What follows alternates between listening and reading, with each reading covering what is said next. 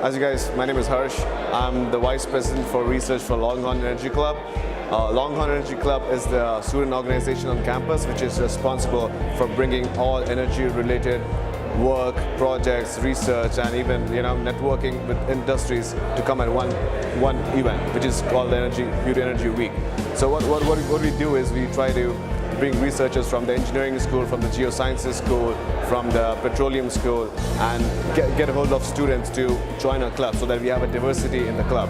Right now we have a mix of geosciences majors, we have energy and earth resources majors, we have engineers majors, and then we also have a good representation of the business.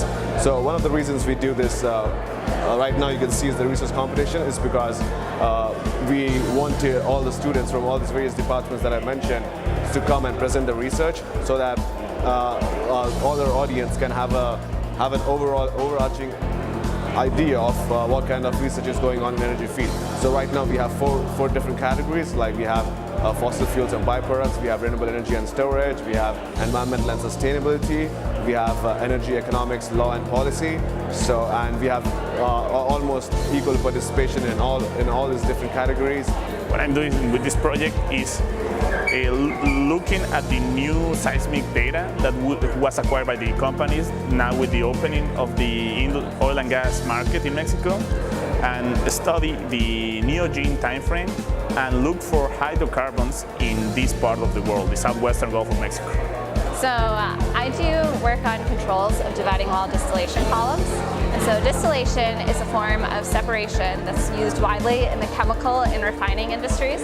And so distillation is using the difference in boiling temperatures of two chemicals to separate them within a column. And so current technology is that if you have more than two chemicals, you have to build multiple columns. And so that's very expensive because you have to build these columns, and also requires a lot of energy. And so dividing wall columns are a reduced form or a form of distillation that uses less energy. And so you could save potentially up to 50% of what you'd traditionally use. So I'm investigating the controls, and so it's basically, how do you make this distillation column do what it's supposed to do? Because that's not actually straightforward. And so I'm working on designing a fundamental framework that says, I want to separate these chemicals, and this is how much of them that I have. This is how I design a control structure to do that. I work with membranes, specifically polyether membranes, for post-combustion CO2 sequestration. And the reason we're interested is because polyethylene oxide, which is a polyether, has very high selectivity and permeability for CO2. So we want to explore different ways of polymerizing these monomers, and classical anionic and catalytic are the two main routes, but they have obviously advantages and disadvantages. My task was to combine all of the advantages, and we were able to develop a new initiator for the polymerization of a variety of polyethers, and we wanted to vary the side chain to see how that would affect the CO2 permeability and selectivity. We did some FTIR experiments in time, and able to figure out that it was a living polymerization, and we can in fact make block copolymers of the polymerizations in time by adding one batch of one monomer, letting it go to completion, and adding a different batch of another monomer.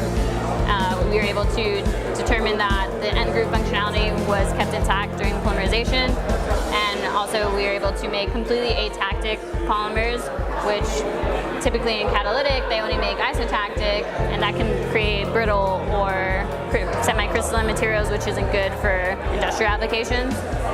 We also saw a linear trend between molecular weight and the monomer to initiator ratio, so we can control the molecular weight by varying the monomer to initiator. And we also saw that it was also linear dependence to peak elution time. We have a proposed mechanism as well that we're going to confirm with DFT measurements. And in summary, we were able to create a new synthetic route to polymerizing polyethers. For future work, we want to see how the R groups on these variety of polyethers affect the CO2 sequestration. I work on next generation materials for lithium-ion batteries. The lithium-ion batteries we have right now aren't capable of holding enough lithium and thus enough energy for next generation applications like large-scale wind and solar storage or long-range electric vehicles. So we need to replace the materials that they're made with for ones that can hold more lithium. So my battery is made from silicon. Silicon is an attractive replacement for materials we use now because it can hold 10 times as much lithium.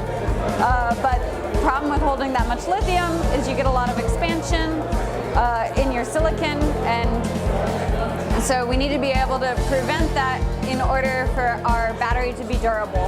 So I put a hard shell on the surface of my silicon. I grew a shell of silicon dioxide on the surface, which is glass.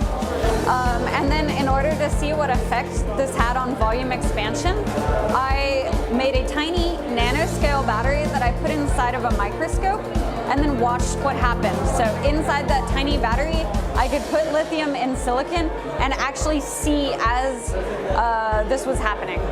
And so I saw that I got less volume expansion in my silicon when I had this shell on it.